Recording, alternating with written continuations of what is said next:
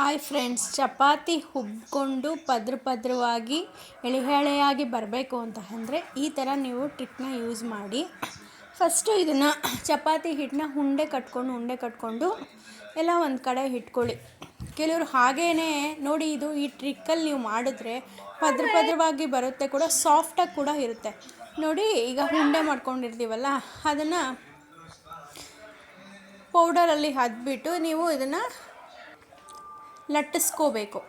ಗೋಧಿ ಹಿಟ್ಟಿನ ಪೌಡರಲ್ಲಿ ನೀವು ಇದನ್ನು ಲಟ್ಟಿಸ್ಕೊಂಡ್ಬಿಟ್ಟು ನೋಡಿ, ಸ್ವಲ್ಪ ಸ್ಮಾಲಾಗಿ ಲಟ್ಟಿಸ್ಕೊಂಡು ಸ್ವಲ್ಪ ಎಣ್ಣೆ, ಒಂದು ಸ್ಪೂನು ಅಥವಾ ಒಂದು ಸ್ವಲ್ಪ ಸ್ಪೂನ್ ಎಣ್ಣೆನ ಹಾಕಿಬಿಟ್ಟು ನೀವು ಅದನ್ನು ಈ ರೀತಿ ಮಡ್ಚ್ಕೋಬೇಕು.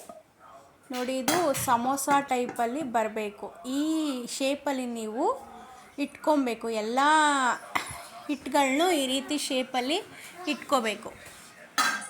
ಇಟ್ಕೊಂಡಾದಮೇಲೆ ನೋಡಿ, ಈ ಥರ ಮಾಡ್ಕೊಳ್ಳೋದ್ರಿಂದ ಚಪಾತಿ ಸಾಫ್ಟಾಗೂ ಬರುತ್ತೆ. ನೋಡಿ, ಇದನ್ನು ಮತ್ತೆ ನೀವು ಲಟ್ಟಿಸ್ಕೊಳ್ಳಿ. ನೀಟಾಗಿ ರೌಂಡ್ ಶೇಪಲ್ಲಿ ಇದನ್ನು ಲಟ್ಟಿಸ್ಕೊಳ್ಳಿ. ರೌಂಡಾಗಾದರೂ ಆಗಿರ್ಬೋದು, ಅಥವಾ ಅದು ಶೇಪ್ ಇರೋದ್ರಿಂದ ಅದೇ ಶೇಪಲ್ಲೂ ಕೂಡ ಬರುತ್ತೆ. ಕೆಲವ್ರಿಗೆ ಟ್ರಿಕ್ಕಾಗಿ ಮಾಡೋರಿಗೆ ನೀಟಾಗೇ ಬರುತ್ತೆ. ನೋಡಿ, ಈಗ ಅದನ್ನು ಹಂಚನ್ನ ಕಾಯಿಸ್ಬಿಟ್ಟು ಅದನ್ನು ಹಂಚ ಮೇಲೆ ಹಾಕಿ ನೀವು ಬೇಯಿಸಬೇಕು. ನೋಡಿ, ಇವಾಗ ಅದು ಉಬ್ಬುತ್ತಾ ಇದೆ ಚಪಾತಿ. ನೋಡಿ ಅಲ್ಲಿ ಉಬ್ತಾ ಇದೆ. ಅದಕ್ಕೆ ಸ್ವಲ್ಪ ಎಣ್ಣೆ ಹಾಕ್ಕೊಳ್ಳಿ. ಕೆಲವರು ಎಣ್ಣೆ ಹಾಕ್ಕೊಳ್ಳದೆ ಕೂಡ ಚಪಾತಿ ತಿಂತಾರೆ. ಅವ್ರಿಗೂ ಕೂಡ ನೀವು ಅದೇ ಎಣ್ಣೆ ಹಾಕ್ಕೊಳ್ಳದೆ ನೀವು ಮಾಡ್ಕೋಬೋದು. ಕೆಲವರು ಎಣ್ಣೆ ಹಾಕ್ಕೊಂಡು ಚಪಾತಿ ಮಾಡ್ತಾರೆ. ನೋಡಿ, ಎಷ್ಟು ಚೆನ್ನಾಗಿ ಉಬ್ಬಿ ಬಂತು.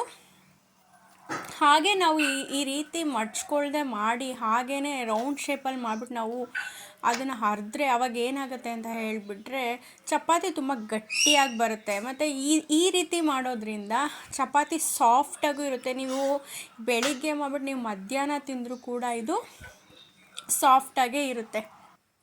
ಅದಕ್ಕೆ ಈ ಥರ ಟ್ರಿಕ್ನ ಯೂಸ್ ಮಾಡಿ ಈ ಥರ ಶೇಪಲ್ಲಿ ನೀವು ಮಾಡಿಕೊಂಡ್ರೆ ಚಪಾತಿ ಸೂಪರಾಗಿರುತ್ತೆ. ಈಗ ನೋಡಿ, ಲೇಯರ್ ನೋಡಿ ಒಳಗಡೆ ಹೇಗೆ ಬರ್ತಾ ಇದೆ ಅಂದ್ಬಿಟ್ಟು. ನೋಡಿ, ಈ ಥರ ಲೇಯರ್ ಒಳ್ಳೆ ಪರೋಟ ಥರ ಇರುತ್ತೆ.